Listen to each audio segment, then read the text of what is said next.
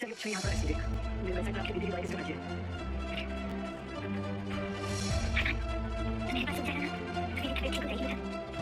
मैं भी नहीं मानती मुझे आप इनकी साइड ले रहे हैं। कौन किसकी साइड लेना नहीं लेना इसी वजह से झगड़ा शुरू हुआ था। तो ये बात तो तुमसे करो मत। मनोज जेठानी साहब ने जो इल्जाम अबीरा पे डाला है ना वो एक्चुअली आप पे फिट बैठता है। आप ना जेठानी साहब को गलत बात पे सपोर्ट कर रहे हैं इसलिए इनको और बढ़ावा मिलता है। मनीषा तुम मनोज को भी सही कह रही हो। बात को अबीरा नहीं खींच रही है, बात को ना आप खींच रही है। मेरे को हो गया सीरियल ये रिश्ता क्या कहलाता है, क्या आने वाले एपिसोड होने वाले हैं ज़बरदस्त। आने वाले एपिसोड में दोस्तों आप लोग देखने वाले हैं यहाँ पे विद्या जी की तबीयत थोड़ी ख़राब हो जाती है, तो वो अरमान उसे लेटा देता है और कहता है माँ तुम यहाँ लेट जाओ, उसे दवाई देता है और कहता है तुम ठीक हो जाएगी। तो विद्या कहती है अरमान तुम कहीं ना जाओ, तुम मेरे साथ रहो, मैं फिर जल्दी ठीक हो जाऊंगी।